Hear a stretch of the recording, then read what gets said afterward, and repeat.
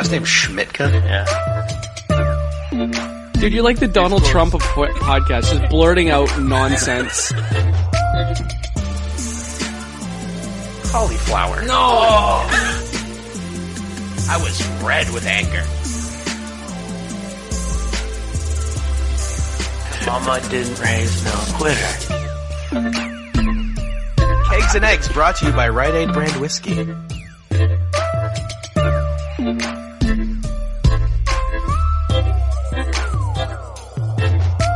And this turned into a bit of a bigger table. You want to get some guests over? This is the best table you can get for an apartment, I think. Yeah. It's because I can also fold it down to this. just Yeah, this. yeah. That's amazing. So if you're like, having some people over, you just push it to the side. Yeah, you easily get 4 to 6 people around it. Is this IKEA? IKEA, man. IKEA's the... so good. They're so clever with everything. You built it yourself too, so you're like, oh yeah, I'm a badass. Although this looks like this is plastic. You didn't build this for sure. No, I didn't cast those plastic pieces at all. Unfortunately. Is this going? Oh yeah, for sure. Oh, amazing! I just like to start it and just. Who knows? It's like you move right into it. Yeah, it's like when you first take a drug. You're like, am I high yet? No. That's your fingers should not be tingling 3 seconds after swallowing that pill. 3 seconds. Yeah. The funniest thing, so last week I was on CJLO, which is a Concordia radio show. Okay, cool. It's my first time being on air for anything. Okay. And I ended up spending about half an hour of the 60 minutes talking about various hairs.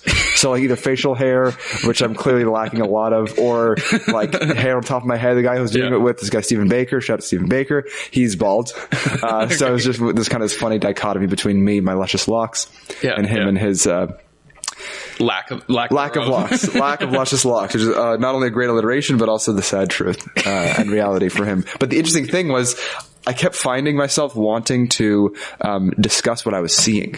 Okay. Right? Because with a radio show, with a podcast, you're not. Yeah, well, there. The viewers, the listeners, that they don't see what you're dealing with, so. You're just kind of gonna go into it and describe it for them, right? Yeah. So I'm sitting here staring at a Tupperware full of cake, which I brought. What I was saying before we were quote unquote on air is that my expectation was that there were going to be 3 mid-20s dudes cooking up a storm in the apartment, and I was going to come in and I was like, all right boys, what's going on? We're cooking up a storm. This is Keg Today's podcast. I come in, it's just super quiet, low key. You're drinking your coffee out of your mug. I'm like, oh, I have cake as the accoutrement to the main meal, which is non-existent. It's fine. There's also some soup. Well, cake's the most important part of the meal, I think. The cake is the most important. Absolutely. It looks delicious. So this cake is a tiramisu, which is a vegan tiramisu. So everything in front of you right now is vegan. I work at Green Panther restaurant. Shout out Green Panther. Second time in 1 week. You better raise me. You better give me a raise. Seriously, you're getting no notes. They're getting no coverage. No other employees are giving them any coverage outside of just saying bonjour, hi in the restaurant. Yeah. And being a good smiling face for them there. But this cake changed my life in a very big way. Not only did it expand my flavor profile and allow me to understand the complexities of butter and fat, but also it made me gain about 9 pounds in the first 3 months of working at the restaurant. So it led me to diet, which then led me to get more into exercise, and now I'm living my best life, trying to be as fit as I possibly can, all thanks to cake. All thanks to the cake. I actually lost 10 pounds when I moved here. Oh, how? This is the best city coming for food. From America. Oh, I see. Yeah. You're like, oh, wow. It's actually more than 99 cents for a hamburger? Screw that. Yeah, it's more than 99 cents. And then for a bottle of liquor, it's twice as more, it's twice as expensive here. So it's I guess I'll drink less to save money. That's one way to solve your problems. Yeah. Well, I guess you have to think about what kind of person you are. If the only reason why you're making lifestyle changes is because of your financial situation, that's one way to, I guess, limit your consumption. Ooh, it's getting real right now. It's getting real. Yeah. But sometimes you want to, maybe assess how much willpower you actually have outside of that, financial burden. Yeah. Or I guess just be in that financially burdensome place for the rest of your life and you'll be set. That's it. Yeah. Kids in your future, family. What do you want to do? Tell me about you. This is your hour. Yeah. Open up, buddy. Open up. I'm a budding psychologist, so you're definitely going to want to open up to me right now in my early years before I charge $180 an hour. You can be my shrink right now. That's awesome. Now. Let's do it. That's awesome. There's a podcast I listen to called Inside of You with Michael Rosenbaum. So I don't know if you've ever seen the show Smallville. No, but I like know there's a guy who has like a chiseled jawline, and he's always the front center guy, and he's like has superpowers or something. Or yeah, well, it's like a prequel to Superman stuff. Is it really? It's about like Superman and Lex Luthor stuff. But I had no idea. So Lex, the guy who plays Lex Luthor, his name is Michael Rosenbaum. He's an actor, and that's his podcast, and it's awesome. But it's like it's in this network of unqualified podcasters where he's kind of like an unqualified shrink, sort of, so to speak. So he brings people on specifically to have them open up. All like actors and stuff. So they really delve deep into it's actually a pretty interesting podcast. But I just thought that was funny with the. That's not a bad idea. I mean, especially if you can actually get people to just come, right? Like that's a great way to get clients. Yeah. And then you're like, oh, I'm just like a random guy who does a podcast. Come open up to me, and then halfway through they're like, actually, I'm charging you by the hour. Yeah, exactly. So sorry, the bill will be in the mail. Please respond with e-transfer promptly. I am really struggling. I might as well write down my e-transfer for you right now then. There you go, please. Thank you. Yeah, I charge people to come on, so. Shite. Well, so just to reinforce the reason why I believe that I'm in this room is you came to the Young Guns of Comedy. I did. Weekend, Saturday late show. I was at the 8:30 show. No, 8 o'clock? No, I think it was the late show. It was the 10 show. Yeah. So late show towards the end of the weekend. Brian Scalero, yeah. Exactly, Brian Scalero, great guy, super nice guy by the way, really nice. I don't know if you got to chat with him briefly. I didn't get to talk to him. No, it was the show where the lady in the front row was really pissed off, and it was like it wasn't going super well. Just from I don't know if he does kind of a thing like that in each show, but yeah, I was speaking about that with my friends after the show, and it really wasn't like that for the other stuff. Yeah, you know, a lot of comedians will like comment on how their set is going. Right. Kind of like not really break the fourth wall because you're literally talking to the audience the whole time, right? But in a sense to be meta about it and maybe try to get extra laughs by commenting on the awkwardness of the particular scenario that they're in. That's actually something that I've specifically tried not to do. I remember when I started doing comedy, I was kind of turned off by that, like kind of cheating way of getting laughs. Right. Yeah. During your set, obviously, like when I started doing comedy, I wasn't getting paid oodles of money and getting paid per joke that hit. I just wanted to get better. I wanted to get funnier, and I wanted to know from week to week or from month to month what was actually funny and what wasn't. And I was nervous that I would start to develop a crutch. And obviously, you know, I have to be careful about how I use this whole crutching. A lot of people are like, oh, this is a crutch. It's not a crutch. You know, start with your good material, start with your bad material, or like your new material. I don't know. I don't think there's any one right way to do stand-up comedy. Yeah. Mike Ward, am I right? You know, everyone's got their own interpretation of how to bend the rules and how to, you know, make things work for themselves. Yeah. You got guys that are trying to be shocking on purpose just because they, you know, that's the only way they're going to get a rise, right? And they want to be shocking, but that's cheap. I would hope that people who kind of dabble in more shock humor do it tastefully. You know what I mean? Yeah. You know, and there are I forget who this guy's name was, but I often go on Spotify and I just shuffle up the comedy. And one guy, he just opened his set. And he was just swearing I think Rory Scovel, maybe. Okay, yeah. And so he just, I won't mimic what he said. That's my leaving. Bye. See ya. But it was just like F word, F word, F word you, F word all of you, F word, F it all, F, effing F, you know, so you could fill in the blanks there, but it's just, I was like, oh my goodness, this is the most ridiculous opening to a set or a bit that I've ever heard in my entire life. Cause it was so much, it was like so self-aware. You know what I mean? Yeah. He wasn't just like accidentally swearing a lot because he was nervous. You know what I mean? He was so confident and resolute in the fact that he was going to just open with a lot of F word.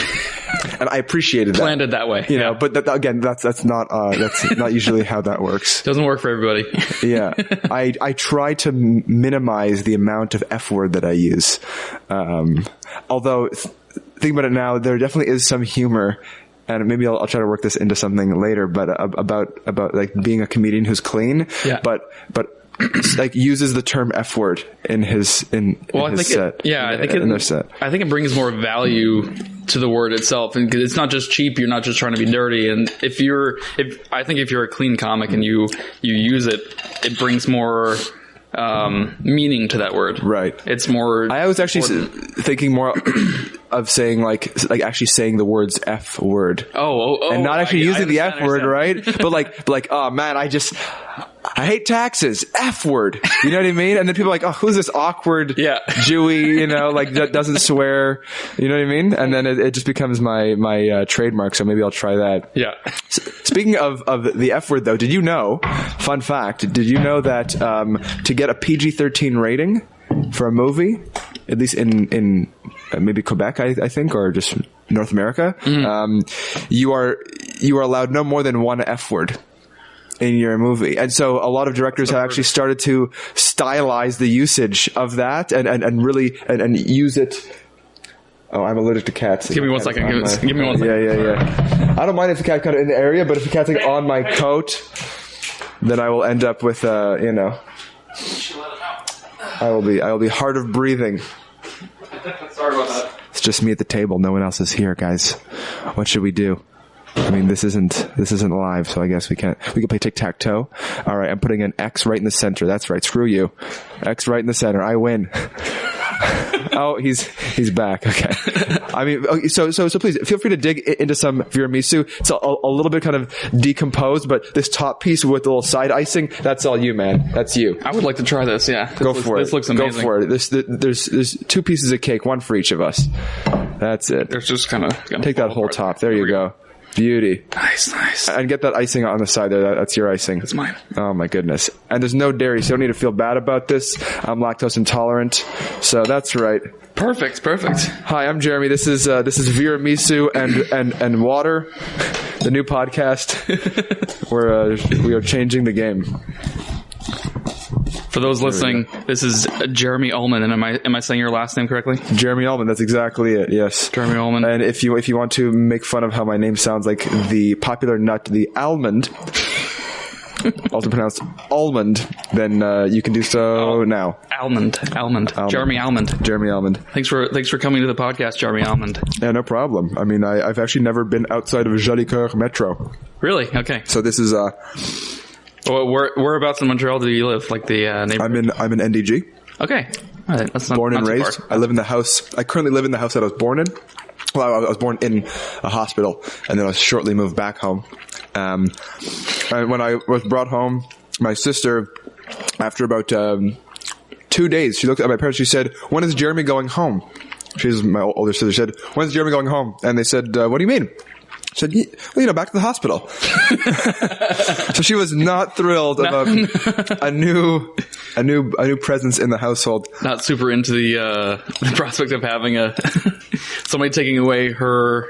Oh yeah, because she's 2 years older, so she had all of the, the whole spotlight was on her for 2 years. I came in, and we still make jokes to this day about how, as we grew up, I was always known as Jeremy with the heart of gold. And she was just Stephanie, a lovely girl. You know what I mean? Yeah. Cute girl. Jeremy, heart of gold. I'd always be helping people out and, just being a little cute.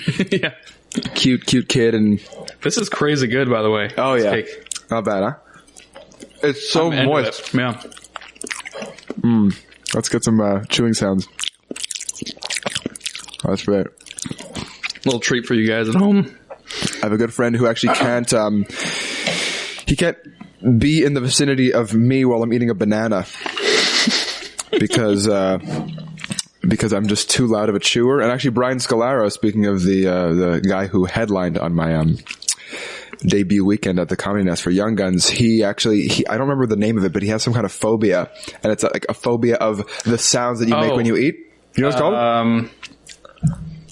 It's in there. I can't remember what it's called right now, but I know what you're talking about. Yeah. Right. So he has that phobia. He has that phobia. So I was just sitting eating before the show because we had to get there for about 7:30. Yeah.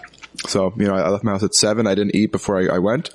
Didn't want to be hungry for a 2-show evening. Yeah. And I'm just sitting there eating, and he's like, I can't take it. And he just gets up and then walks out of the green room. And I was like, I feel so bad. This guy, you know, this is his career, and he's dealing with this little schmuck over here who can't keep his mouth closed. And I get it from my dad for sure, because he eats his mouth open all the time. But you know, we're just a very congested family, and so we can't breathe. Can't breathe through your nose. Through our nose while we eat. So it's a crying shame. I guess the alternative would be to hold your breath while eating, but that's impossible. So that would lead to a lot of problems. Actually, not only do I chew loudly, but as I'm doing now, I like to talk while I have food in my mouth, which was totally working fine for me for the first 23 years of my life. But this summer, I almost choked to death. Wow. I was sitting around the table. We were sitting outside in the summer, me and my two siblings, my parents, and my sister's boyfriend, who was an army guy. And we were eating spaghetti, which is notoriously difficult for me to eat. Okay. And so it was like spaghetti with chicken, and the chicken was kind of dry, and there were big chunks, and I was super excited because it's a normally delicious meal with a nice peanut sauce. Yeah. Like a teriyaki peanut sauce. Nice. Great meal. Took way too much noodles and chicken on my fork, put it all in my mouth, and I started to chew it. And you know how when you chew, sometimes if it's too big of a bite, you try to kind of bite off a chunk and swallow like chunk by chunk. Yeah. So I tried that, but like the tangle of chicken and spaghetti just yanked everything down together. And as I was trying to swallow it, I felt it kind of going down and then back up a little bit. And I was like, this isn't usually how swallowing works. Yeah. Where's my peristalsis at? Yeah. So I'm sitting there, and I just like kind of looked at my dad, and I couldn't really breathe, and he was like, "Are you okay?" And I was just like, "No." And I started putting my hands around my neck, and I just like totally ruined family dinner. The universal sign for choking right here. Yeah. I did that. So my dad jumped into action. He's like, "Jeremy, stand up right now." And then he tried to do the Heimlich. My dad was way too emotional about the whole thing to accomplish, what had to be done. So my sister's boyfriend, after my dad was like, "I literally can't do this," he tried pumping about like 3-4 times, and he was just like, I can't physically push hard enough on my own son. It was just too much for him to handle. I definitely appreciated the gesture, but the whole time I was just like, is this happening right now? You know what I mean? Like, am I gonna wake up in the hospital with like a tube in my throat in like 20 minutes? You know what I mean? I had no idea. So I'm standing there, haven't breathed in about 30 seconds. I got chicken in my throat. It was still delicious, by the way. Yeah. But then James gets up, my sister's boyfriend, and he comes, and he's just like big jacked army dude, and he just like 3-4 pushes, and I just start like dribbled chicken and spaghetti bits all over myself. And then eventually I'm able to breathe again. Leave it to an army guy to not be emotional about something, right? Just get the job done. Very, very stoic. So he's just like, "Oh, it's time to save life." Boom, boom, boom, boom, boom. Chicken come out, and then he was like, "All right, well, time to resume the meal." That's it. I couldn't. I had to lie down because it was pretty traumatic. That's pretty. I've never been saved in that way. It's pretty romantic. I do have I have an issue sometimes when I eat like rice, specifically rice, that all gets stuck in my throat, and I always have to have a drink nearby. Yeah, because it will get stuck, and then I can't swallow the drink to wash it down. It's like. It's terrifying. Yeah, absolutely. Like I can still breathe, but it's I start crying, and I'm like, I like go over to the sink to like start pounding water, and then I'm like, because so here's his kind of common misconception. It's like you sit at the table, and then people say, "Don't choke."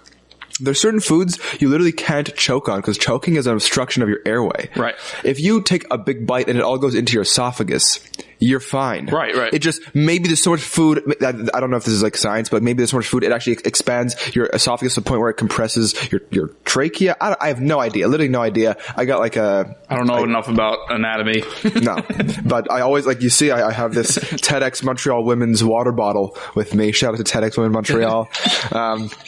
Just because I also, even if I'm eating something like as moist and soft as a piece of cake, if I, get too excited about my tiramisu, then I might, I don't know how people do it. I can't really eat something without also having a drink with me.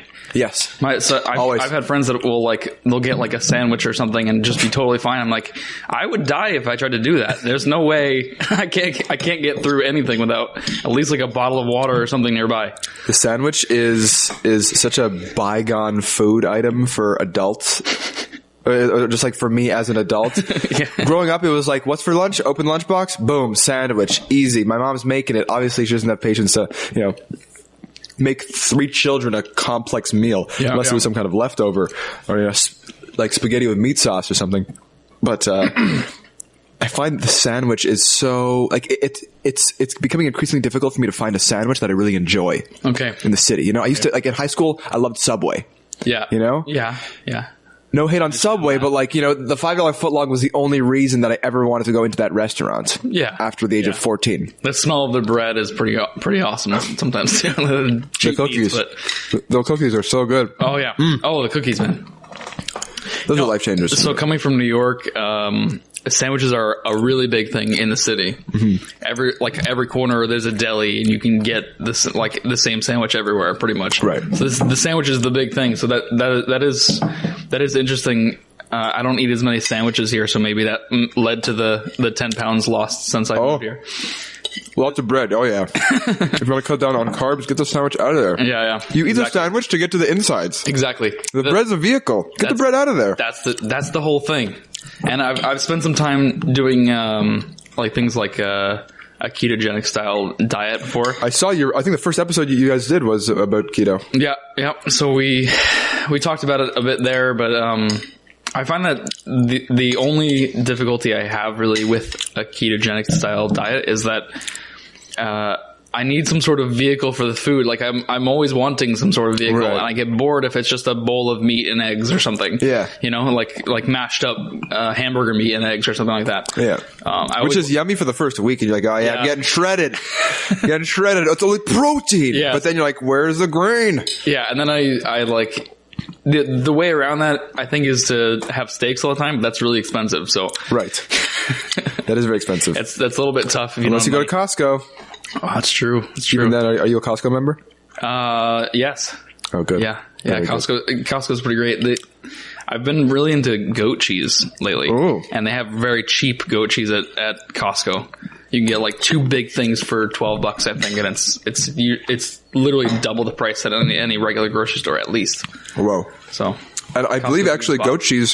So I'm lactose intolerant. Right. Don't know if I mentioned that, but apparently goat cheese actually has like less lactose in it because it's like not cow's milk, right? Yeah. Those goats they know what's good.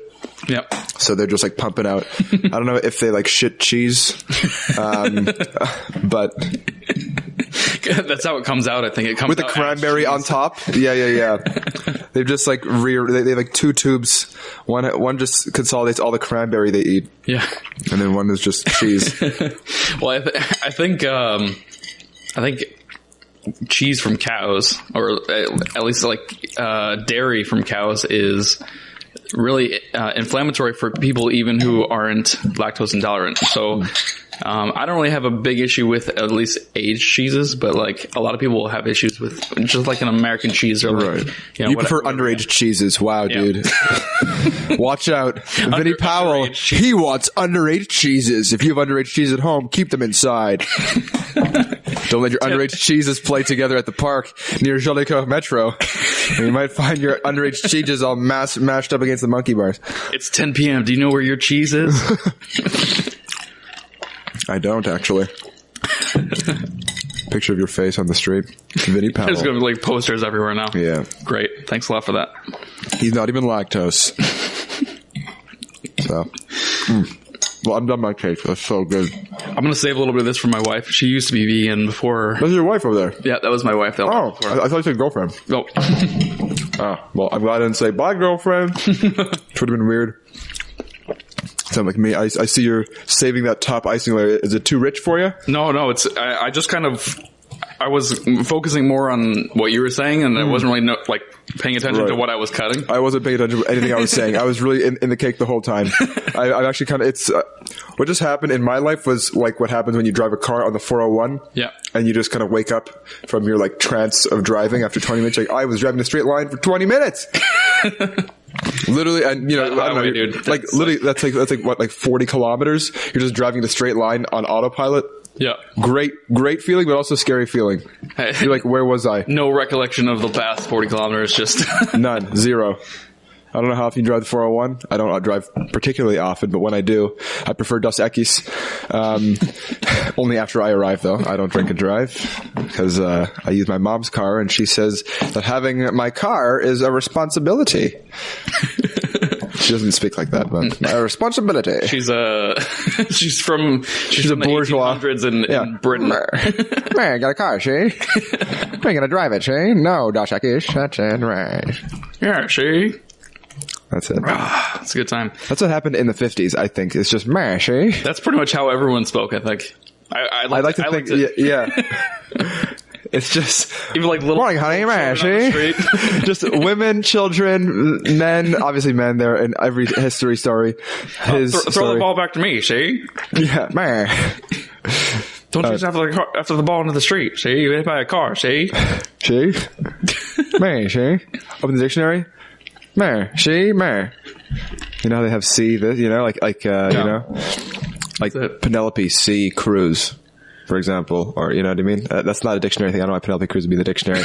Shout out to Penelope Cruz, baby. Shout out to Penelope Cruz. Shout out to Penelope. Just always, if somebody's not always perpetually shouting out to Penelope Cruz, then let me know so that I can quit my day jobs and start shouting out to Penelope Cruz because she's killing it. Open invite to Penelope Cruz if you ever want to come on the podcast. You know. Yeah, you're invited. Open invite. I'll be around. We have plenty of vegan cake where that came from. I don't remember who told me this. Somebody said, you know, that obviously when you see you know, famous actors and actresses in the media, they look their best because they've got the makeup on, they got the blah blah blah, and then when you see them in real life, if you live in LA and you're walking down the street, you're like, oh, who's this person? Yeah. But apparently Penelope Cruz is just as beautiful in her natural, you know, street persona. She's always on. Notch, right? She's always on, you know. And you know, what are her initials? PC, man. Everybody can get behind some PC content these days. PC culture, man. PC culture. That Penelope Cruz is behind PC culture. Myth or fact? Ba-ba-bum. So here's a little bit more of a serious question. Mm-hmm. Me being not a comedian, I don't do stand-up. You do. Yeah, I do. Does PC culture and everything that goes along with that make it more difficult? How long have you been doing comedy, by the way? Since June 22nd, 2014. Okay. So 4.5 years. 4.5 years. So has it gotten harder the more PC everyone's gotten? Not for me. Have you noticed at all? No? Okay. Well, so I speak mainly for myself, which is, and I've never really been a particularly political. Right. I've never been political at all, really, in my comedy. Even when I touch on topics that may be construed as, you know, maybe sexual or political, I do it in a way, or I try to do it in a way that is more about the way that I use the words than about the actual theme of the joke. Yeah. Right? The theme is just, I might want to talk about, I don't know, like well, your comedy, something I've noticed, is I mean, the one time I saw you, I'm a Jeremy Ullman, huge Jeremy Ullman fan, expert at this point. But your brand of comedy seems to be on the more intellectual side, I've noticed, and I enjoyed it. I enjoyed it. I appreciate that. Yeah, I mean, I like to spend a lot of time honing my jokes in the shower. Okay. So, you know, I'll be I've spoken to many people, and most people, you know, have one of a few ways of keeping track or amassing their jokes, and it's either writing in a notepad or writing in their phone or keeping ideas in their head. They put it down on either paper or some kind of digital device when they can, and then they keep coming back to it and they keep thinking about it. And so every once in a while, maybe a couple of days before some kind of upcoming set, I'll look at the most recent jokes or recent ideas I've looked at, and I'll take a shower. Okay. I'll just kind of take those ideas. It's also good to shower, so I'm told. You know, so it's also nice. It's a win-win. There's a direct relationship between the amount of comedy that I'm doing and the amount of showering that I'm doing. So I'm really trying to get as many gigs as possible. Please give me gigs. Please give me gigs. I'm a dirty boy. Lots of gigs, and I assume your water bill is skyrocketing lately. I mean, huge water bill, but I just live in in not even a studio. I should just live in a shower. You know, the whole there's some Velcro, so I just kind of sleep standing up. I get that Velcro suit. Well, the acoustics are probably amazing in there. Incredible. There's foam, right? It's actually a pretty radical shower. There's porcelain, foam, and Velcro.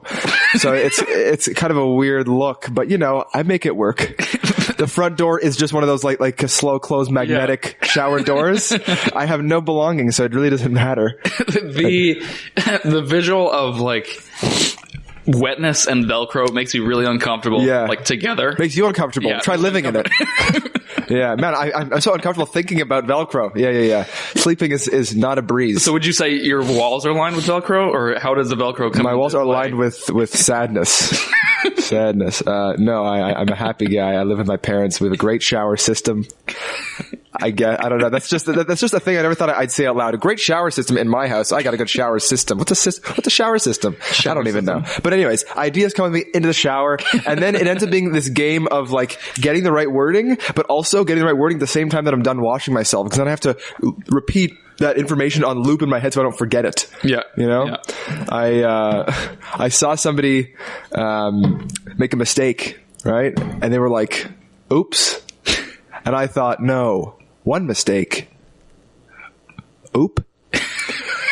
And so that was an opening joke that I did for a while. And that wording came to me in the shower after about 2 months of trying to write jokes with as few words as possible. It was a challenge I made for myself. Okay. I wrote that joke, and I believe it's less than 20 words. We can count it out here on my fingers. I saw somebody make a mistake. That's 6. And they were like, oops, 11. And I thought, no, 15. One mistake, 17. Oops. Oop. Oop. Oop. Oop. Oops. Oop. Oop. Oops. Oop. Oop. I said oops. So right, 18 words. And so my goal was to make as many jokes as I could that were both funny and under 20 words. That's impressive. Yeah. I like that. I like the thought that goes into that. That's So these are the things that I'm more preoccupied with than, talking about political events. Right. And commenting on what makes the world go round or what makes the world seem like it's screeching to a halt, Yeah. And obviously when I'm in the shower, I have no worry in the world. So it's really quite easy to just let myself, let the rain fall down and come clean, as Hillary Duff might say. I like the process. Yeah. That's always been the thing that's kind of intriguing to me about comedy, is how people go about developing the ideas of their jokes. Mm-hmm. As far as like, do they write at home? Do they just try things on stage and see what hits? Yeah. Usually for the short stuff, man, what's up, short stuff, Shay? Maybe I'll prepare the short form jokes beforehand, because it's really important that I get each word right. Right. And then the slightly longer form stuff, I will literally have sometimes 3 words or 1 word even on a page. I remember I had this joke. I don't remember what I said, but it just had the word shark.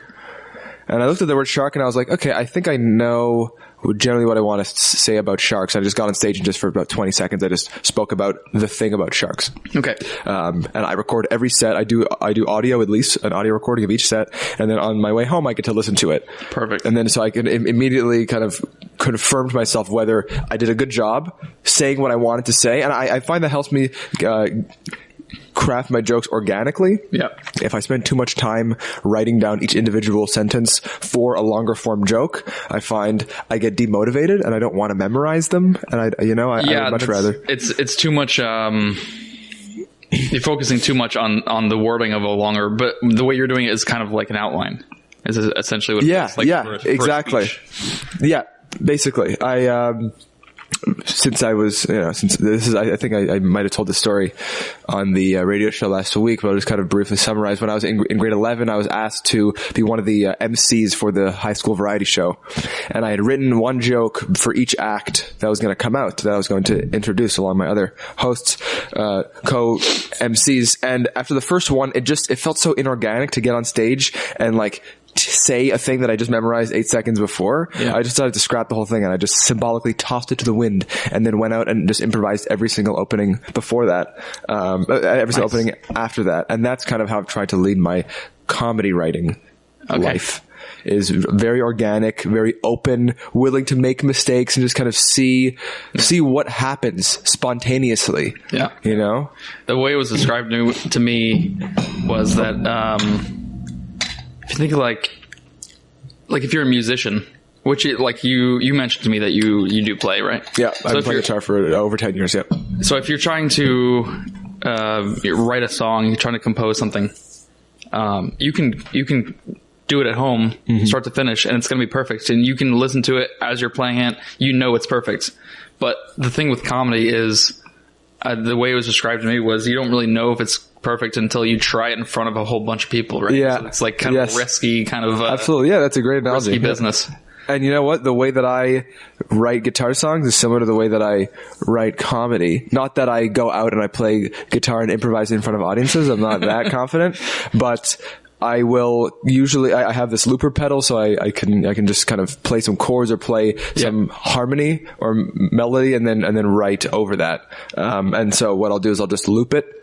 I'll loop some chords or I'll loop some kind of backtrack for myself and just spend 10, 15, 20 minutes just riffing around in the... Yeah, you're jamming with yourself. Yeah. I mean, yeah, that's the saddest way of saying it.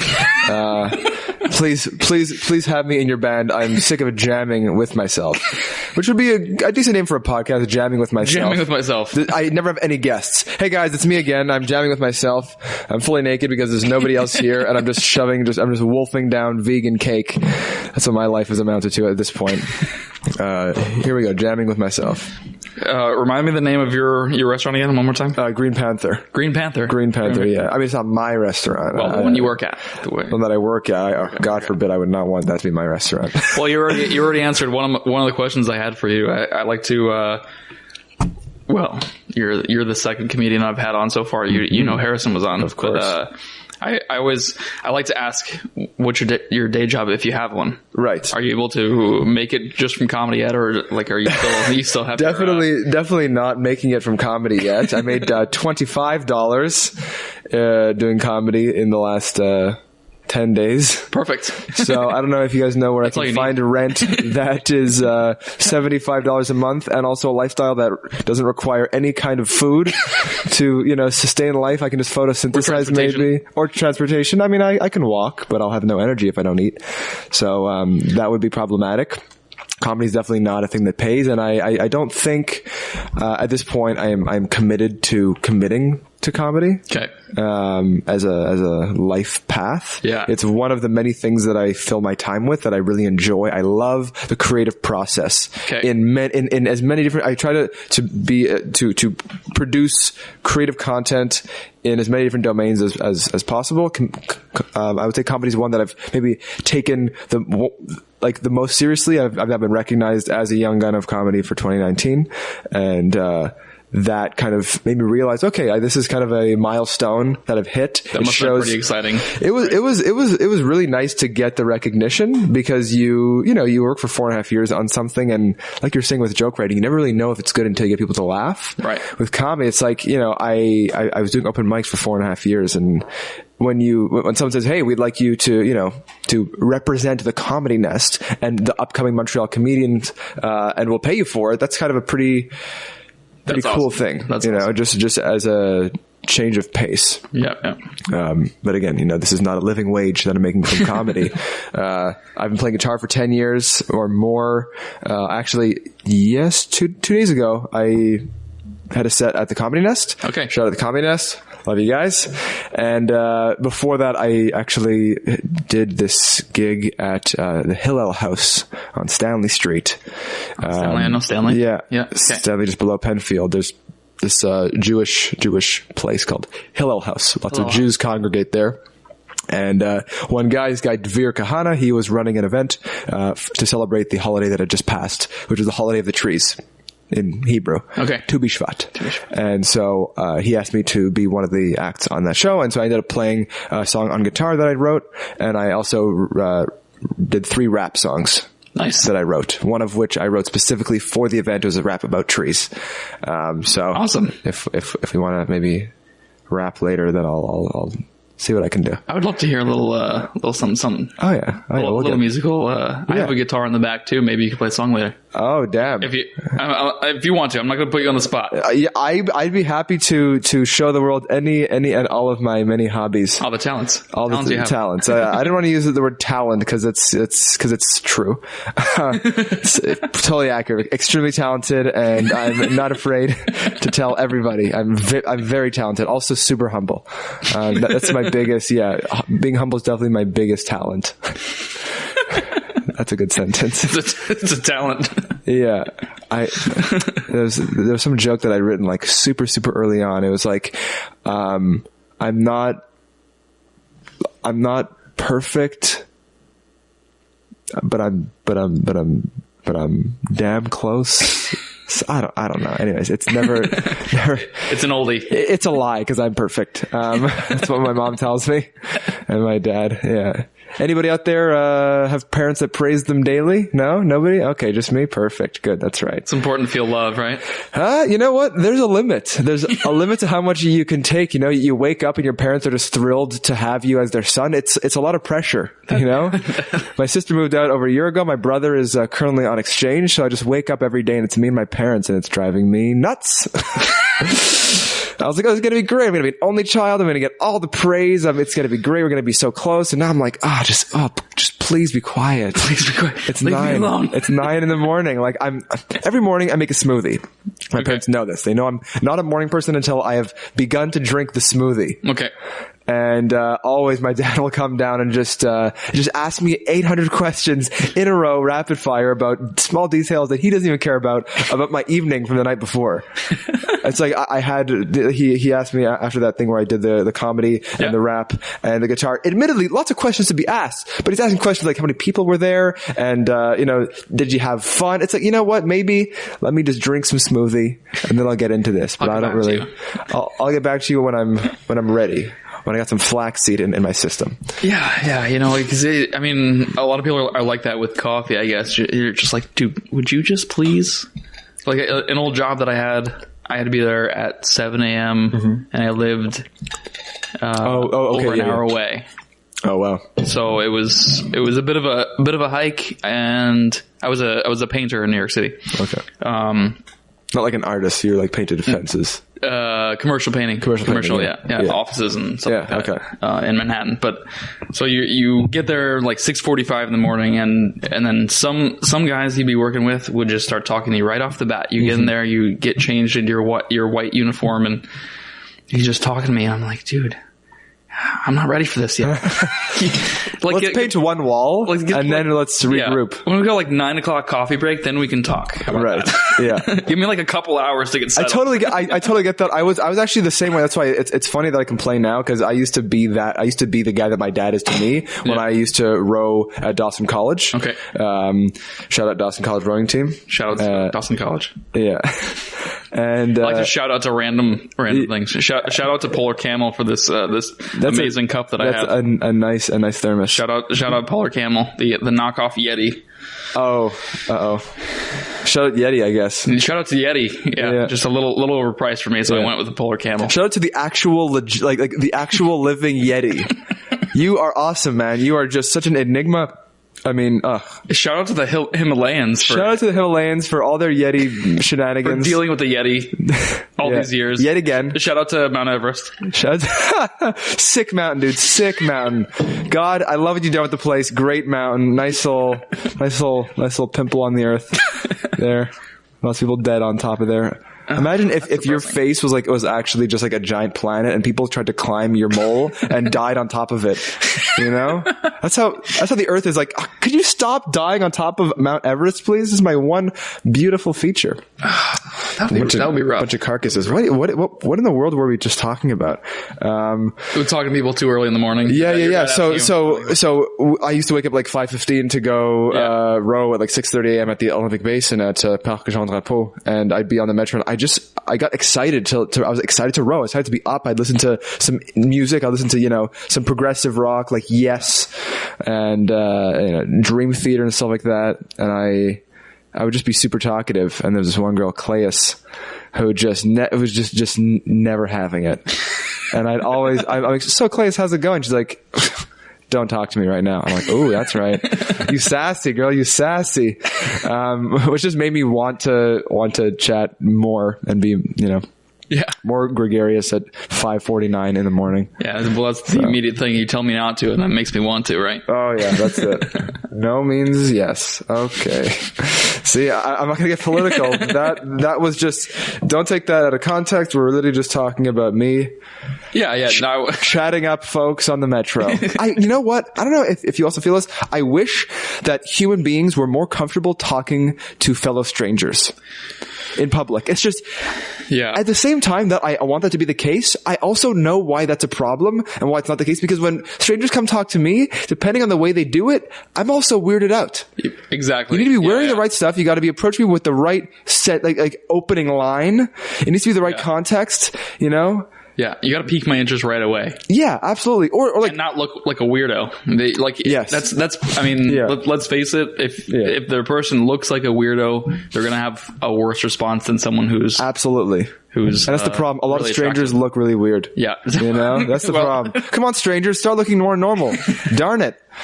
But seriously, like, man, there was one guy I used to think I was super cool in grade 11. I had this snowboarding jacket. It was like a winter jacket. It was like a boarding jacket, and it was like pale blue. It was like baby blue O'Neill jacket. I thought I looked like such a cool guy wearing that. I probably just looked like a little homosexual, but it's fine.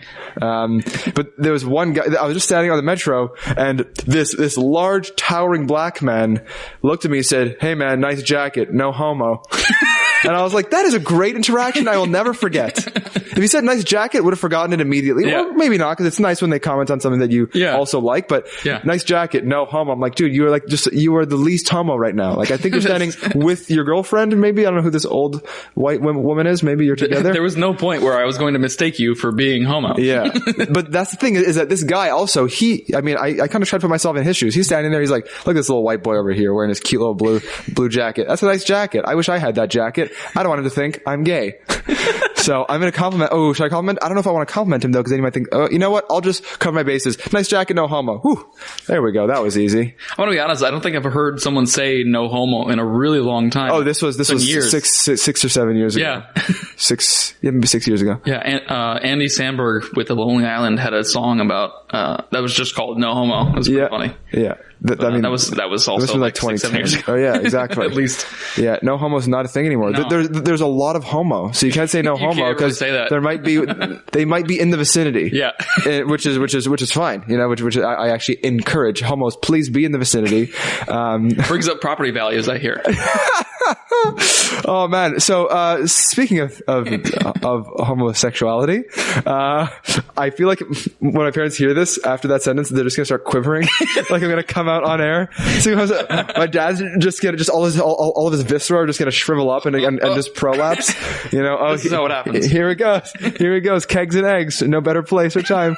No, but speaking of homosexuality, I was with a friend of mine, and we were at a coffee shop, which to me we were walking down a street, and I was like, oh look, there's rainbow flags in the distance. That must be the gay village over there. Where I am, this isn't the gay village. I'm just in a coffee shop with my gay friend, because he likes coffee here. So we're chilling. I'm a very friendly and flirtatious guy, even with dudes. Like, I'm accidentally flirtatious because I just like enjoy being like my full self and like really chatty and so, you know what I mean? So we're there, and then my friend sees this guy as he's leaving, and he comments on his backpack, because we were actually at the coffee shop about to go to a store to pick up the same backpack for him. Oh, okay. So he's coming, he's like, hey, I'm about to go buy the backpack. Super cool backpack. And I was like, oh, a friend. How nice. So his name is Jonathan. We start chatting, and, I was more talking to Jonathan than my friend was. And then, I cracked a couple of jokes, and, I think Jonathan said something like, so, like, what are you guys doing? Like, you want to hang out? And I was like, yeah, sure. New friend. Me, my good friend, and this guy, Jonathan, we're going to just hang out. You know, he seems cool. He was in his 30s. Maybe I could learn from him. He could be a mentor. Who knows? He seemed like he's got his stuff figured out. So then, I'm like, yeah, chill. So then he exchanges numbers with my friend, and he leaves. And after he leaves, my friend looks at me and says, Jeremy, I don't know if you know what just happened, but you just implicitly agreed to a threesome with me and Jonathan. And I was like, what are you talking about? He was like, do you know like where we are right now?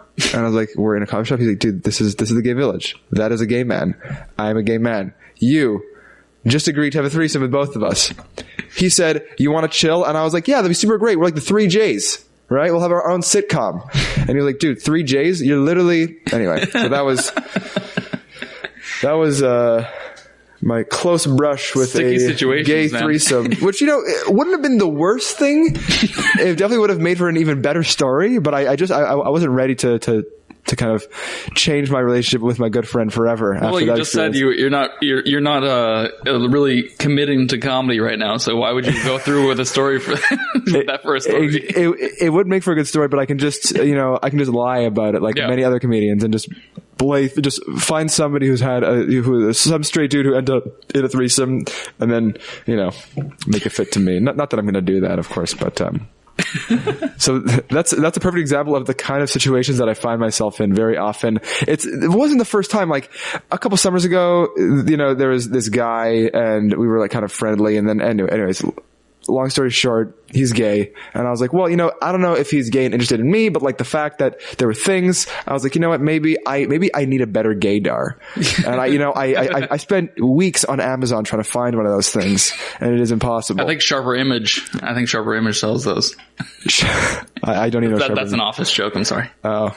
The Office. The Office joke. Yeah, that was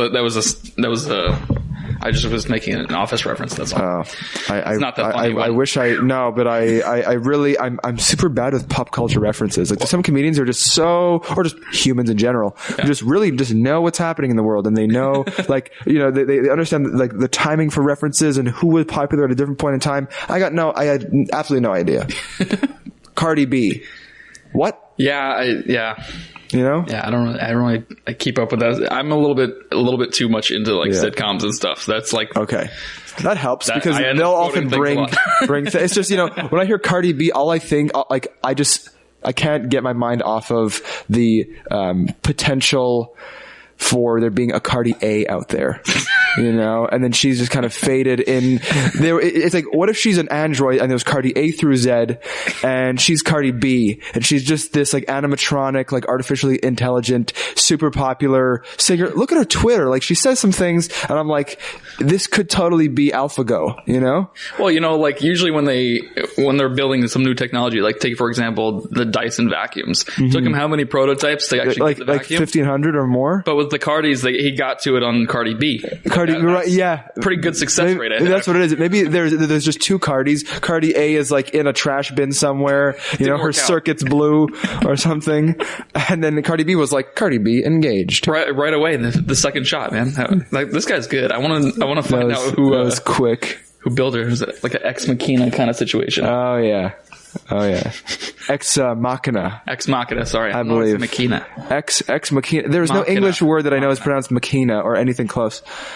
Right? Although Machina neither, I thought it was Ex Machina. Yeah, that's the first time I read it. What's Ex Machina? Ex Machina. That is no Ex Machina. Ex Machin A. Machina. A lot of different ways. I love ambiguity. I like when there's different ways to pronounce words or to use them in different contexts.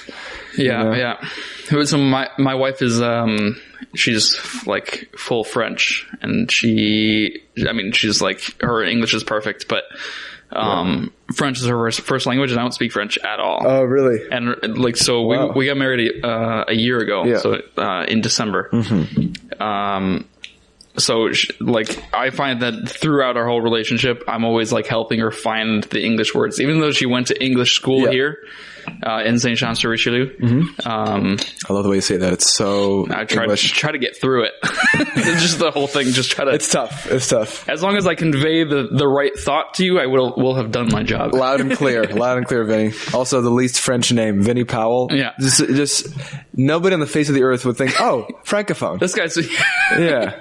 This guy's multilingual. Yeah, no, you sound like the most. Not at all. Vinny Powell sounds like the guy who like makes bagels at the local, bagel thing. Yeah, surprisingly enough, I used to make bagels. Really? No, I didn't. But with surprisingly enough, it's like obviously it's surprising that the fact that I just randomly mentioned bagels was a career path that you once almost took to fruition. Everybody always is just not surprised when I say that I'm from New York, though, because there's no Vinnies here at all. Right. Yeah, literally none. Maybe in like. But also, Toronto, is your name Vincent? Yeah. Okay, so there you go. That's a little more like people actually know that. Yeah, Vince. Yeah. Why Vinny? Why do you choose Vinny? I think somebody just called me that when I was a kid. Did anybody call you Mini Vinny? Were you a small kid? You seem like you were a big kid. I was a big kid. Yeah. Yeah. So, yeah, I was a tank. Mini Vinny. Baby. Mini Vinny would have been a good rapper name. Mini Vinny. Yeah. I used to be, in my like late teen years, I was pretty skinny too. Oh, yeah? So people would say Skinny Vinny. Skinny Vinny. There you And go. by people, I mean like one guy said that to me one time. Yeah. But You call him Dad. Yeah. Yeah. Skinny Vinny, get your skinny buttocks in the kitchen. Make yourself some food. My dad's name is also Vincent. He goes by No Vince. way. You're joking. No. Surprisingly, my dad's name is Vince. Oh, really? No. Oh, okay, great. My whole life is a lie. That's amazing. My dog is Vince. My wife is Vince. I'm so sorry. Yeah, you're actually just intensely schizophrenic.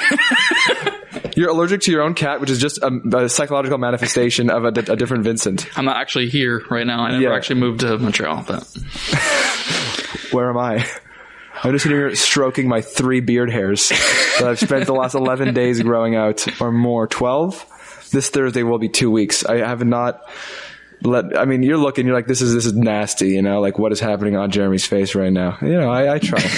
I try. No, well, you got the full beard. I just thought like, oh, like he didn't shave this morning or something.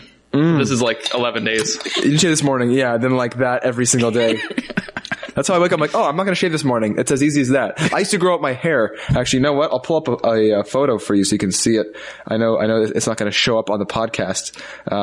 But back in 2015, I grew up my hair for like the whole year. And then, actually end of 2014, all of 2015, and then beginning of 2016, I grew my hair until May. And, I'll show you this picture and then maybe your reaction, which will have to be pretty huge, will indicate to the audience listening right now I'm that things very were capable. sick. Oh yeah, there we go. Oh, oh my good, there we go. Wow, that's not what I expected to see. That's See? awesome. There we go. So actually every time I look at it, I'm like, geez. Every day we'd sit at the dinner table and my mom was like, Jeremy, you need to cut your hair. At one point, the offer got so high, I almost contemplated cutting at that moment. My mom said, Jeremy, I will pay you $300 cash to cut your hair. I was like, dude, that is a great way to that is more money than I've ever made doing stand-up comedy in the last 4.5 years. She's going to pay to me just one lump sum in cash just to chop my hair off. I got my hair cut like 3 weeks later. I got nothing. It was, so that was really upsetting. But you know, my parents take good care of me. But, well, you know, room and board and all that stuff, right? Food. Room, board, food. Board. That's it. Well, food is what the board is, right? Room and board. I don't know what board means. Room and board, it's a really plain room. It's just you have a room and you're friggin' bored. that's it. Really you have a board, that's your bed. Room and board. If you go to interesting place, you'll just get a room. Yeah. Room and fun. We'll provide you with a board here. Yeah. Yeah. What kind of board? Snowboard, skateboard, Plywood board. Plywood board. Just a 2x4. Generic. This is your bed. Yeah, this is a 2x4 with 3 nails coming out of it. Enjoy. Room and board. It's in the name. It's in the name. The longest I ever got my hair to was... Oh, that's good. It's not long now. I got it in my mouth one time. Oh yeah, that's a good short on the side. That's a good milestone. Yeah. I believe right now, actually, my hair can go almost to the mouth. Yeah, pretty close. Almost. Yeah. But this is nothing. You know. Yeah. This is nothing. That was a pretty crazy picture. Yeah. You should send that to me, and then that'll be like my Instagram announcement. This guy was on the podcast. I'll just put that picture up alone. If you're being serious, yes. I'll also just send it to you so you can have it and you can share it. This hippie dude was on my podcast. It was cool. There's a great story actually if you want to hear a story. But when I had this hair, I was still studying physics at McGill. I had later switched out of physics into cognitive science, which I graduated in this summer. But when I was in physics, I took this signal processing class. There was a girl in the class named Margarita. And enough time has passed that I'm totally confident using her actual name, like wherever I go, because actually the story's hilarious. Statute of limitations is over at this point. I'm only going to use first name. And also I don't know even how she'd find this podcast. She actually follows me on Instagram, and I don't follow her back on Instagram, so maybe she'll find it some way through that. Anyways, point is, this girl Margarita, she was the kind of girl who would wear black and red. Like she was either a blood or she like, or just wasn't aware of She the kind really of, liked My Chemical Romance. yeah, huge. Look at your mic. Your mic has got it's black and red. She basically looked like your microphone, with nicer legs. And she was Bulgarian. I'm giving too much information. There's somebody sitting at home who was like, Margarita, nice legs, no idea. Bulgarian, that Margarita. I know her. Yeah, Margarita, like the alcoholic beverage. Or the pizza. That she was.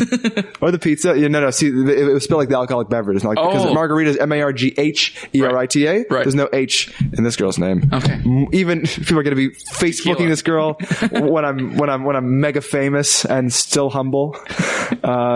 So she had a crush on me, and she was super low key. Like she was the kind of girl who would sit at the back of the class and not say anything the whole semester. She had to be on Facebook at the end of the semester, and I was like, okay, fine, like I'll accept. I saw we had one mutual friend from the class, so like at first I didn't even know who she was because I barely ever saw her, and she ended up sending me a message after our final exam because she had asked me a few questions about it before the exam. Okay. We're in the exam. We're like sitting 3 desks away from each other, but still not speaking in person, even though we've spoken over Facebook Messenger. Then we both leave at different times. And after the exam, she texts me, "How was it?" Referring to the exam, right? And when I got the message, I was actually biking downtown to meet some friends at Montreal. And so I passed by McGill, connected to Wi-Fi, got the message, lost the Wi-Fi, and I was out the whole day. Okay. So around 2:30, I got the message, "How was it?" And then I saw it, but I didn't want to respond. I didn't have data or whatever. Yeah. And so I was at the mountain for like 6 hours, got home at 8:30 p.m. that night, reconnected to my home Wi-Fi, and I got a message and it said, "I miss circumcised dick so much." Sorry for the families out there, but, sometimes your kids need to hear the real things that happen in life. No joke. And so I was like, interesting. What a turn. What a turn of events. That was kind of the most interesting. It was just the weirdest thing that ever happened to me. So I figured, like, the best thing to do in this scenario is to be honest, right? Because I didn't want to fall for something, like, I figured maybe she was drunk or maybe her friend stole her phone, right? Yeah. So I was like, instead of following along with it, I was like, hey, this is the weirdest Facebook message I've ever received. Is this a joke? And a full 24 hours later, I get a message that says, "Vodka, dude." So I'm like, oh, that explains it. You were drunk on vodka at 8:30 p.m. on a Tuesday. Nice. College. Nice. Yes. University. Yeah, University. College. I guess that's what that is here. Nice soda stream, by the way. We have the same one. Thank you. It's good. Yeah. We have a white kitchen as well. What an incredible investment. It's good. It was like $100 and you got like soda water for the rest of your life. There are very few things. So much of it too is crazy. There are very few things you can spend $100 on and half the rest of your life. Yeah. Herpes. You get that for less than $100. You could get it for free. Yeah. You're gonna have that for a while. Yeah, there are very few things that last an entire lifetime, except for regret, which again, often costs less than $100. Actually, sometimes it costs $5,000, which is one summer away at sleepaway camp. That will give you enough regret to last you a lifetime. Shout out to everybody who bullied me in my past. Shout out to sleepaway camp for making me the sad individual that I am. No, I'm not. I pretend. I actually wrote a rap song, called Anger, and it's just about talking about the struggles and troubles of others, but like I'm actually just projecting their emotions through me because I really am seldom angry or strongly negatively emotional. Right. So that's a fun one to rap because I get very angry, and it's just not coming from me. I'm just channeling all the angry folks out there. Anyway, Margarita messages me. Basically, the whole punchline is, "I miss circumcised D so much." Yeah. Which is just like the fact that a real human being, had the courage to put that thought into words and send it across the airwaves to me. It was really touching. What a great text message. I think it's the best one I have ever received and will ever receive. I don't really see how I can top that. Yeah. So that was, anyways, the long story, very, very short. When I had the long hair, Margarita was really into the long hair. And, She likes the long hair. She really liked the long hair. If at all during this podcast you say something you want me to cut out or like bleep out, like a name or something, you can tell me, and it doesn't, or I'll just put it out there. It doesn't matter. Yeah, either way. I absolutely think it's hilarious. She's tried to contact me numerous times, even though I made it explicit a number of years ago that our quote unquote relationship needed to end. And so I at this point, it's just a hilarious part of my past that I feel like I need to tell everybody about, because the more backing that I have, the safer I'll be emotionally about the whole thing. I think there's a stage bit in there somewhere. I've tried it. In there. I've definitely tried it. It's hard to pick out the salient points. It's the kind of thing where if I just gave my phone to the audience to read the back and forth messages, they'd laugh their butts off, because I wasn't serious about the whole relationship or the whole interaction because of how it started. You know, right. Like you can't expect to date me long term if you open with that line.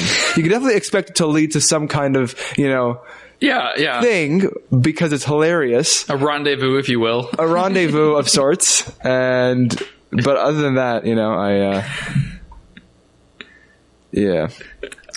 So that was a fun. So storytelling comedy is one of my favorite things, but I'm a horrible storyteller, and it's kind of like I've been trying to find this analogy. It's kind of like if you're maybe 5'2" and your favorite sport is basketball. Like there's no hope. You're not going to get better.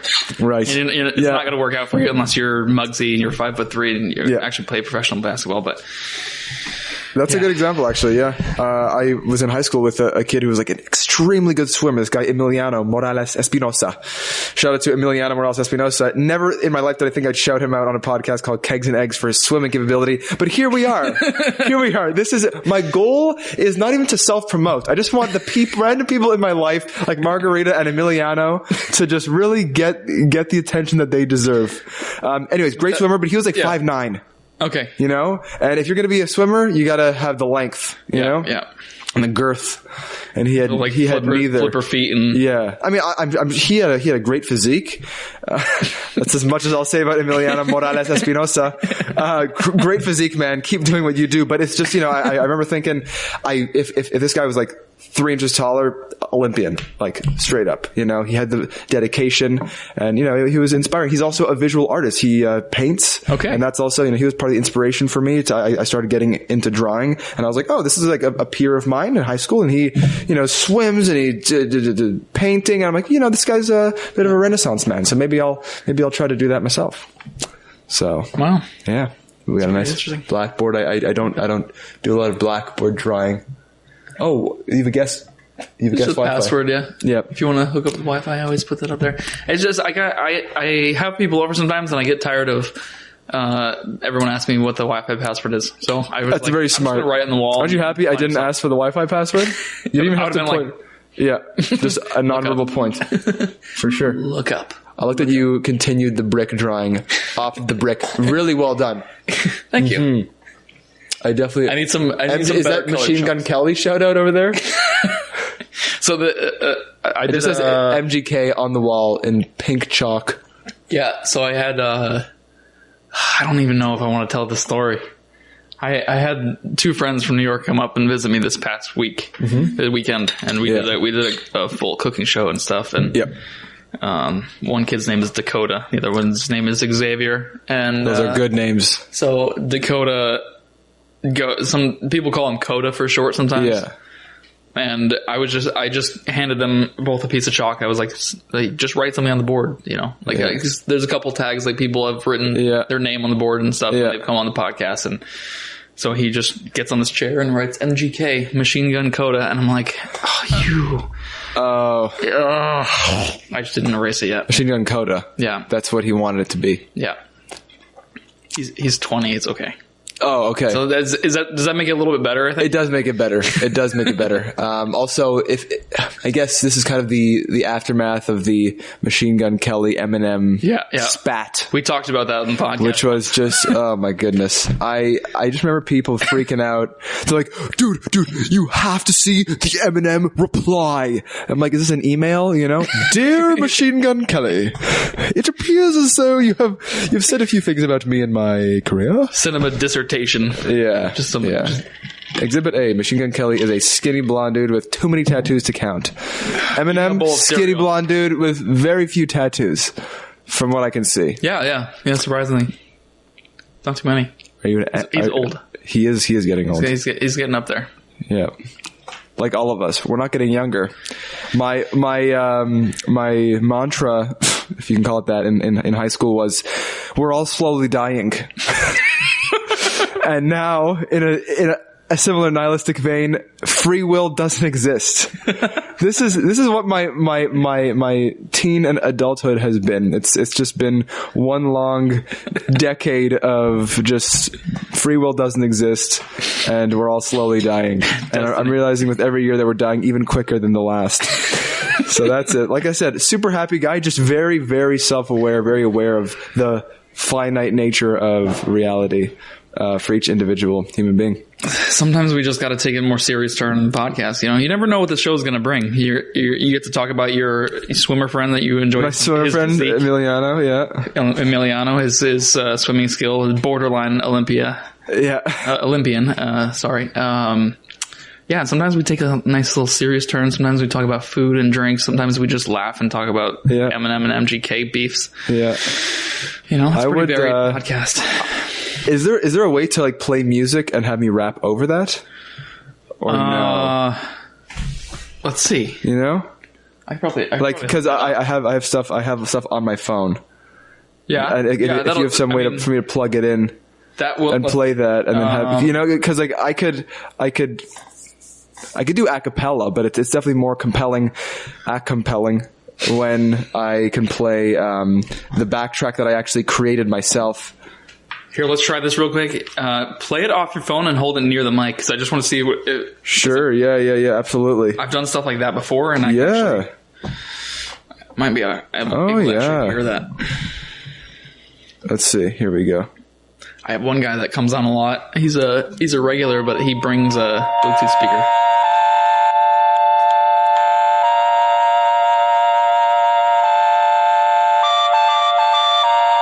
How's the quality? I could definitely hear it. Yeah? Yeah. It's not going to be studio quality, but I can... Okay. Here we go. It sounds pretty good. What does it mean to be irritated? Feels like you're dirt and you're irate. I say I'd rather be hated. Better to be faded than to show your stains. Better to have waited than to blown your brains out. A lot of people make bad decisions. Sometimes a good one is making an incision on a wrist. Life is high risk, low reward. Better yet no reward unless you plan on going overboard. It's building up this anger that lives inside me. Besides being uptight when I'm upright, I find I want to take a nap and slap a movie on as a nightcap. Gotta cause some damage so my stress to be managed. Take my wounds and bandage them. Take my fury and brandish it. Take my courage and banish it. No inhibition. My anger's my ammunition. Call it a condition. Call it my rendition of pain. I always feel the same. Yo, I'm angered when you call my name. I'll smack some bitches when I'm famous. Do some damage, can you blame us? Shameless is my middle name. Heinous shit's a little game I play. Better take it with a grain of salt. I'm salty when I'm drinking malt. That's how I roll. I'm summer salty. Can't bottle up the wrath that's brewing. Who's at fault? It's not me. Forsaking me, it's ballsy. I hold a grudge because it enthralls me. I can't control myself like cerebral palsy. Hey. Nice. There's a fast rap part at the end, but it needs to go with a different backtrack because this song's way too fast for that. That was good, man. So that's actually the fast rap part is definitely the best part of the song, but maybe we'll get to that later. Maybe we'll end with that. Anyway, yeah. So that was the first 2/3 of the song, Anger. That's exactly what I imagined that it was going to. Or as soon as you started, I was like, "Oh, this is Anger." Yeah, that's a conveyed that well. Yeah. So this one, that was one of the ones that I performed earlier this week. I also like rapping about random stuff. Yeah. I have a song called Exoskeleton, which is about like insects and crabs. And there's another song that I wrote actually for bonus marks, for a class that I took to write a policy paper, and I did it on the Canadian Space Agency. Okay. And then we were able to do this creative component for 5 bonus marks on the essay. It could be anything we wanted. So I actually wrote a rap song about the game plan that the Canadian Space Agency should have to, make sure that they stay with the times and that we, have enough funding, etc. Yeah. And I got full marks for the bonus, but I got like a 70 on the essay. So it ended up just kind of averaging out to like a, B plus. A B plus project. But it was just, I just had never heard anybody write a rap about the Canadian Space Agency before. So I was like, why not do this, get some bonus marks, and then have a rap in my arsenal that I can then pull out whenever I want. You know what I mean? Yeah. No, that's pretty interesting. I've never had a rapper on the podcast before. So well, this is fun. This is a first. I'm always down to try new things with the podcast. There you go. I got a bunch of new things coming up. Not going to talk about on the podcast. I'll tell you off air, but sure. Some cool little fun things and nice. Yeah. Some music. Do you want to try this soup out right now? What's this one is what's the flavor? Spinach and like a curry. Ooh, it's pretty good. Yeah. Here, if you want to put it into a bowl. Here's what I'm gonna do. Yeah. I do have to head in a little bit. Okay. You have a few minutes or? Yeah. Okay. Absolutely. But it's going to be a bit of a trek home, and then I have to do a little bit of work before I head out and tutor. What time do you have to be out here? Let's say like 20 minutes. Okay. Fair enough? All right. We'll do a quick little thing here. Oh, I like quick little things. We'll do a quick little... This is what I do, man. I'm calling audibles all day. Calling audibles. We're going to plug this guy in. Yeah. Shout out to Amazon for Amazon Basics. Oh, yeah. It's the best. Cheap cords. That's great. Yeah, I might need to... Is this thing long enough? Look at this. What is... Oh. All right.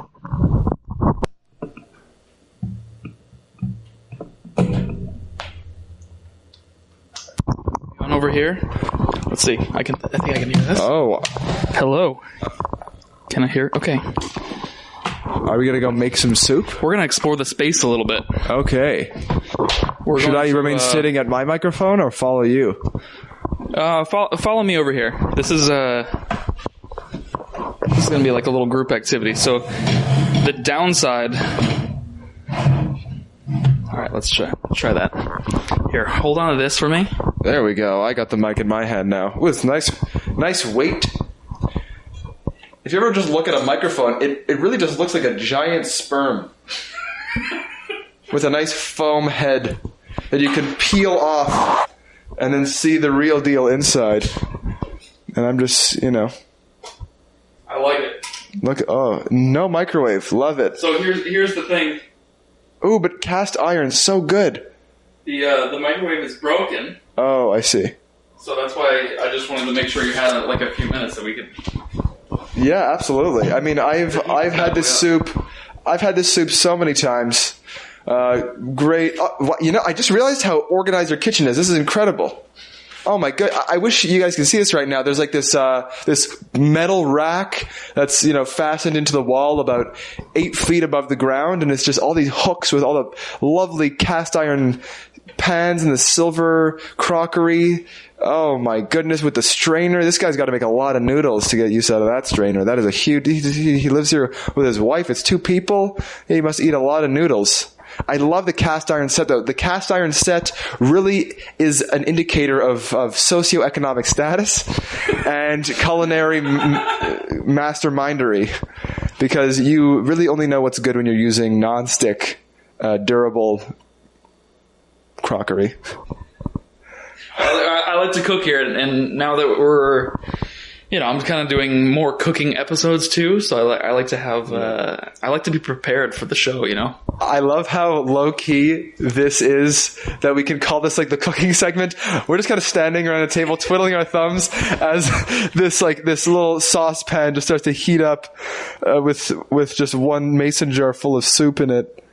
It's about as low key as a cooking show can get. I do often find that I want to, start my own cooking show, like very low key. Definitely video would be a big component of it though. Yeah. Just because watching the process for me is a very important thing. Like as I cook, I find I actually enjoy watching myself through my own eyes prepare things, and I like creating these rainbow color spreads of like pepper colors, and like the red, orange, yellow pepper leading into the green pepper maybe, and some cucumber with the purple onion, and then it just kind of that's on your cutting board, and then you just scrape that all into the preheated pan with the oil on it, and it starts to sizzle immediately, and you get the nice saute. You throw some mushrooms in there because they're white. Got to get white in everything you do. Just all white all the time. And Have you ever seen? Do you know comedian Bert Kreischer? Yes, I know you're a huge fan of Bert Kreischer. I'm a fan of. So he has a cooking show called Something's Burning. Oh, and funny. That was part of the.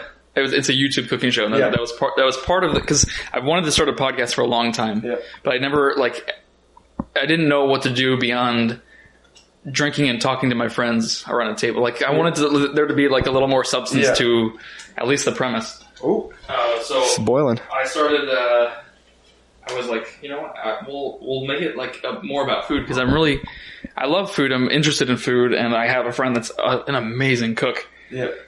That's the trick is just having enough friends that are skilled and talented that you can just suck all their resources, and then make delicious things. So please feel free to try that soup. I'll have a couple of bites maybe. I love this. Not only do you have the cast iron crockery, but you also got the silicone spatula. Now, you might be thinking, Jeremy, that is a great opportunity for a couple of alliteration rap names right there. Cast iron crockery, featuring silicone spatula, with MC salad servers.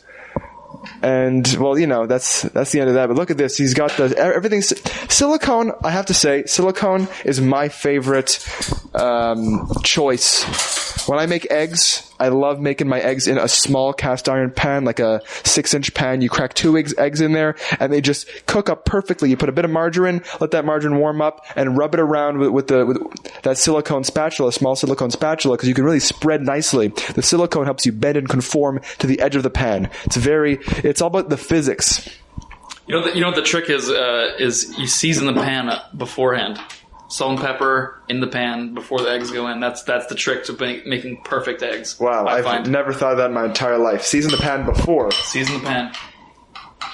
Wow. Season the pan, eggs in, fold over once, toss it so it flips. You toss it up and catch it. That's how pros make an omelet. You understand what I'm talking about? Oh, it's making an omelet. Yeah. That's what I'm talking about. Right. Even if you don't add anything to it. Let's try the soup right now. This is shout out Green Panther. Yeah, this is a curry spinach soup. Oh, it smells amazing. It's actually quite hearty, which is why I really like it. All their soups are super thick. Your grandmother will often make a soup with a lot of chunks in it. At least my grandmother does. It's liquidy broth. There's barley in there, and there's mushrooms, and there's beef, and it's just a big mix of God knows what. Green Panther, though, we like to blend that stuff up. This is awesome. It's cool, eh? I love it, man. Yeah, nice. Thanks for bringing it. No problem. That's right. So good. This is the reason why I brought this is because it was actually past its sell-by date. So this is actually so old at this point that we wouldn't dare sell it to any purchasing customers, any buying customers, any. There's a word for that. Purchasing. Yeah. Any paying customers. There. Wow. Why was I overcomplicating it? Paying. Simplest word. You learn paying before purchasing, which is interesting because you have to purchase something before you pay for it. Or is paying the same thing as purchasing? In paying, you are purchasing. Right. Right, exactly. Yeah, anyways. The act of giving the money, I think. Yes. But, all right, I guess purchasing is the whole thing. Paying is, right. Transaction. Right, yeah. Paying is like a subset of the purchasing power parity. Or something. Let me ask you, before you go, is there any, you have any like events coming up? You have any like stand-up dates? So You'd like to promote? it's Tuesday today, which means tomorrow night. Oh, actually, I have to post something on social media, so you will see that. Yeah, tomorrow, Wednesday night, I'm going to be at the Comedy Nest, and it's the Comedy Lab. So there's a theme. You will see what the theme is. I got to write the joke for the theme today. And then, yeah, so there should be a bunch of comedians trying out some new jokes on that new theme. Pressure. Tomorrow. I actually really like that. It's nice to have a little bit of pressure and just motivation to write a joke on a particular theme. It can be quite tricky, and I often end up writing the joke at 7:57 before the 8 o'clock show. Yeah. When I'm like, oh no, it's a theme show. Darn, I forgot to do this. But then I also realize a lot of comedians don't end up writing jokes for it at all because it's not mandatory. So. Okay. Yeah. So that's that show coming up.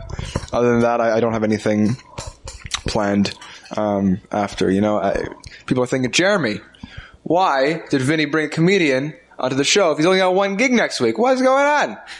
There's like 100 other comedians in the city who are like, gig.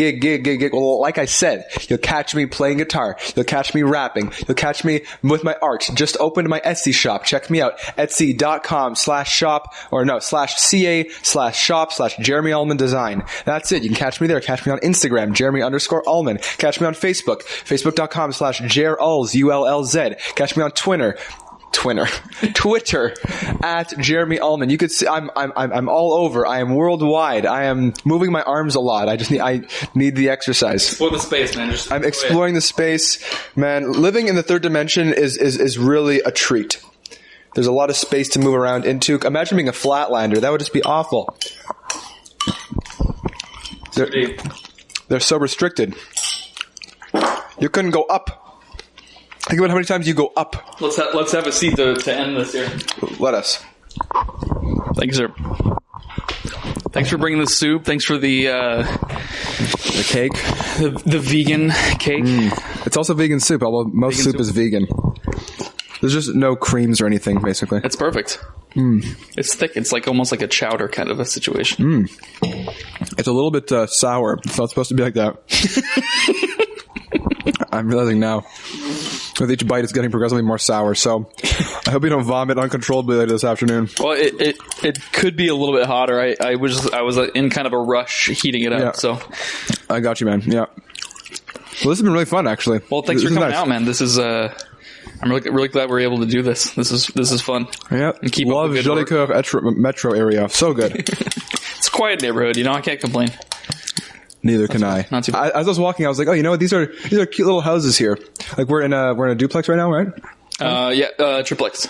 We're in triplex, but kind of nice vibes. It's like very low key. It feels like suburby a little bit. Yeah, pretty much. It's like to my friends in the States, I always kind of liken this area. If they're like, where do you live? Like this area of Montreal is like, to me, like the Brooklyn of New York City. Okay, really? It's like the Brooklyn of Montreal almost. Like they're a little bit further out. Well, a little more low key, a little more. Like right across the canal there is St. Henry. It's a little bit more like the artsier, a little bit artsier, but yeah, a little closer to downtown. That's the thing, actually. Yeah, like I mentioned in an email that I sent you, I initially, for some reason, when I mentioned that I was in NDG, and you're like, "Oh yeah, I'm in your area. I'm in southwest of the island." I just ignored southwest of the island and just figured, "Yeah, you're in NDG." Okay. And I just kind of booked my whole day thinking that you were going to be in NDG, and then I realized it was actually a 45-minute commute from downtown. Wow. Or about 40, and then another 40 home. So. Hey, I don't mind moving my cute tushy around the city, for the sake of talking about everything from soup to Emiliano Morales Espinosa. So really, shout out to Emilio. Yeah. Emiliano. Also a shout out to Emilio Estevez. There. Oh yeah. So I don't back that because I don't know who that is, but yeah. Sure. Have you never seen Mighty Ducks, man? Come on. Oh, Mighty Ducks. Yeah. I was nearly a fetus when that came out. Couple more shout outs though. Shout out to, obviously friends and family. You know who you are, but also, some of my favorite comedians who are inspirations for me, at least, in the present day. What really got me into stand-up was, the lovely Brian Regan. Oh yeah. He's an absolute genius, and, he's got his Netflix thing, Stand Up and Away with Brian Regan, which is lovely. And, he just, so prolific, such a great joke writer. We got Gary Gulman, who, genius. a fellow Jew. He's a super genius. We kind of look similar. I'm going to say that he stole my look. But it's fine. I forgive him. He's great. Saw him at Just for Laughs this past year. Super nice guy. And also just a wordsmith and a joke craftsman like I've never seen before. And I guess finally in my top three, I would say Mike Kaplan makes the cut. Oh, this guy is insanely clever, and the way he uses words and his cadence, it's just everything that comes out of this guy's mouth is just so unique, and he can balance humor with like heavy topics really well. And he's started to take a bit of a philosophical approach to his comedy writing, which I really appreciated. So shout out to those guys. Awesome. Well, thanks for coming out, man. This is really fun. No problem. Take it easy. If there's ever anything in the future you want to promote, and you have some dates coming up or whatever, you ever want to come back on again, just let me know. Absolutely. I will come back on as a rapper, as a musician. We could do a whole multimedia experience. Anything you want to do. Absolutely. I'm down. Cool, man. Put her there. Thanks. Take it easy.